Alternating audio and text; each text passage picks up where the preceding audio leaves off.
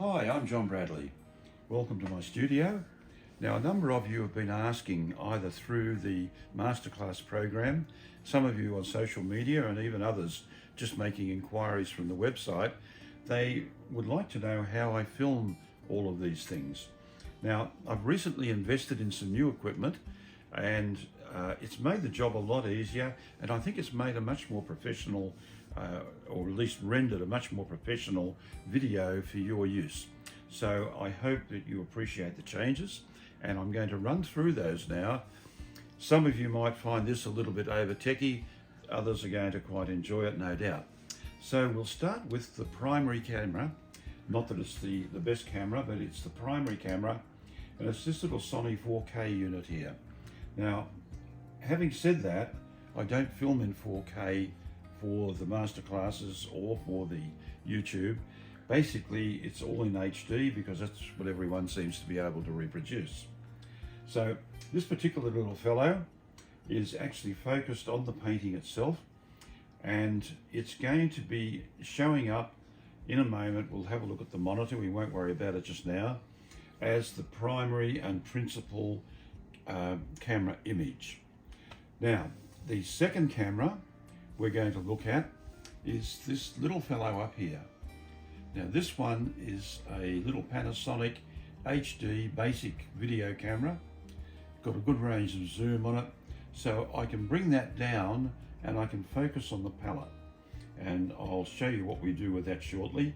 So we have two independent camera angles. Now, the third camera is going to be over here, further to my right.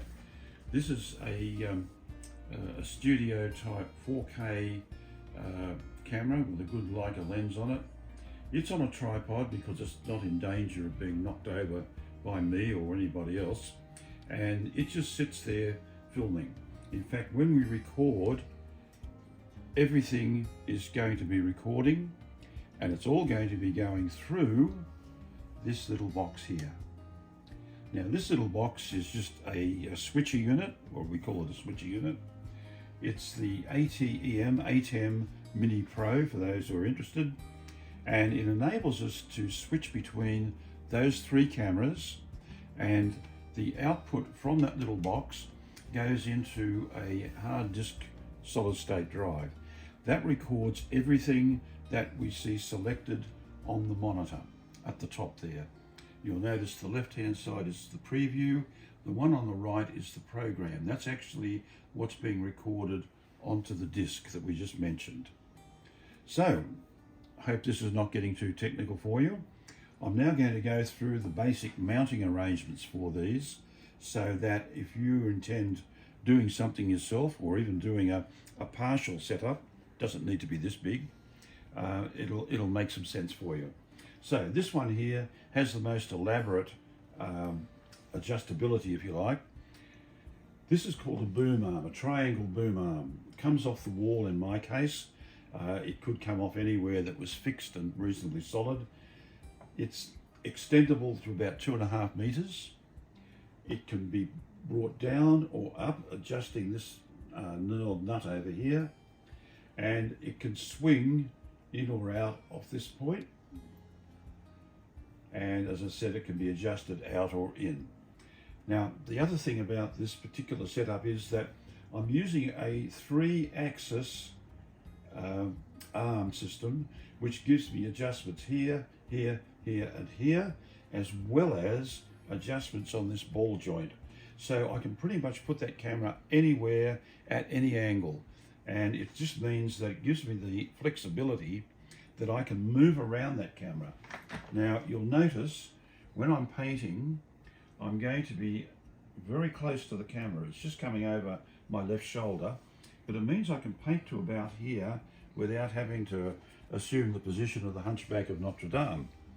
Now, when I need to move over here, I can just swing over this way and I can paint relatively cleanly and unencumbered simply by dodging around the back of the camera. This I wasn't able to do before, but because it's now coming down over the top, it means that I've got all this space clear. So I hope that's not too techy. I'm trying to keep it fairly basic if I can. Now, the mounting system for this is not horribly expensive. This is put out by Neewer, N-E-E-W-E-R, that's the triangle arm. It doesn't need to be as big as mine. I'm not even using the full length of it. They're around $100 odd, available online. This particular arm here is a good quality Manfrotto. Now Manfrotto, in my estimation, make the best tripods and camera handling gear of anyone for the price.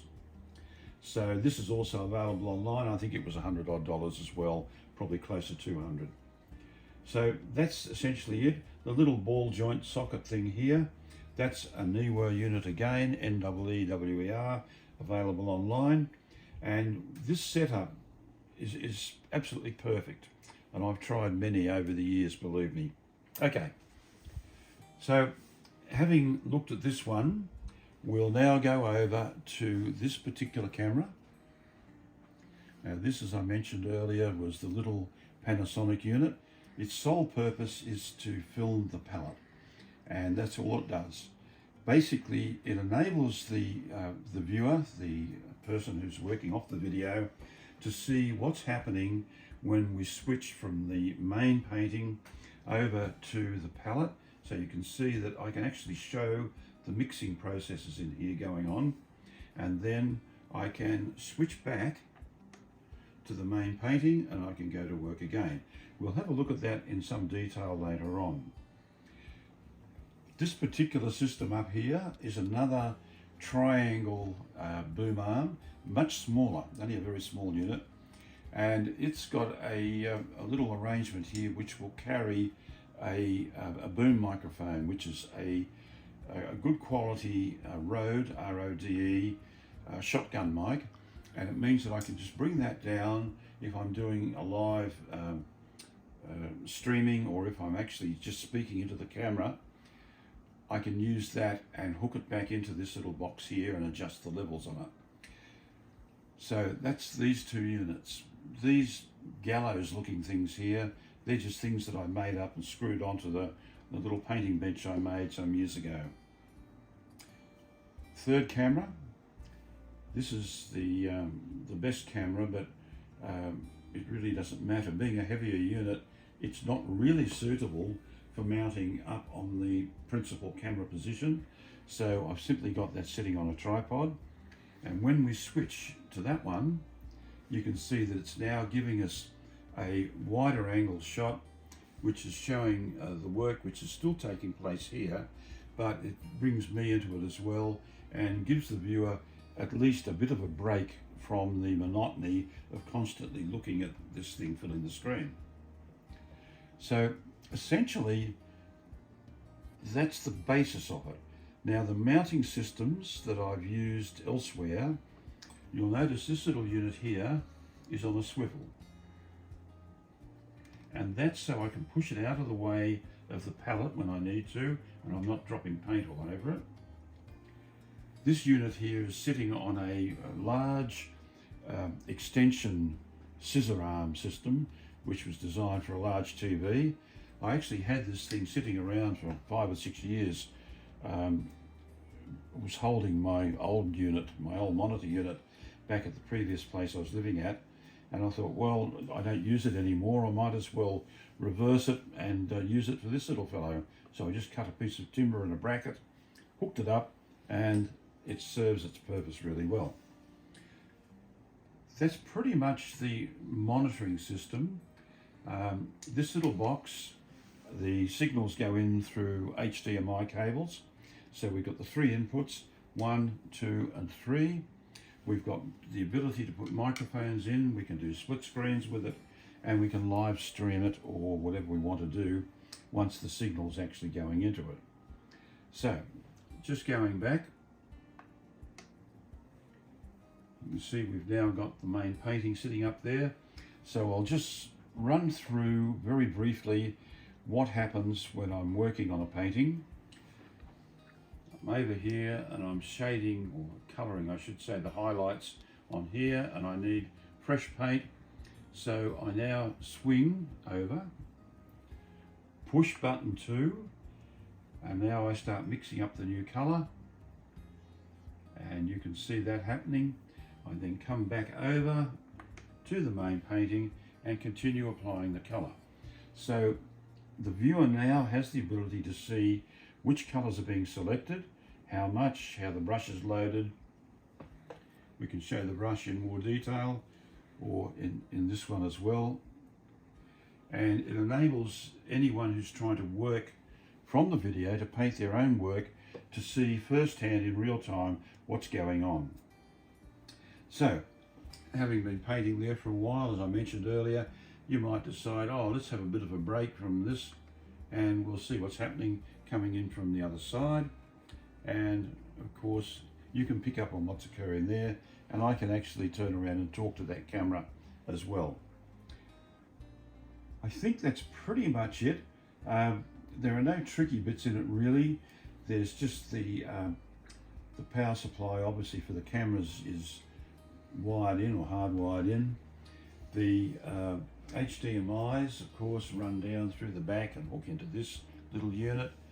This one and the other unit have got their HDMIs also, and that's this little cluster of wires sitting down here. It's not complex. Once the filming has taken place and the solid state disc unit is full, not full, but actually got all the recording on it, I simply pull that out of the back of this, plug it into my main computer and download it and start editing.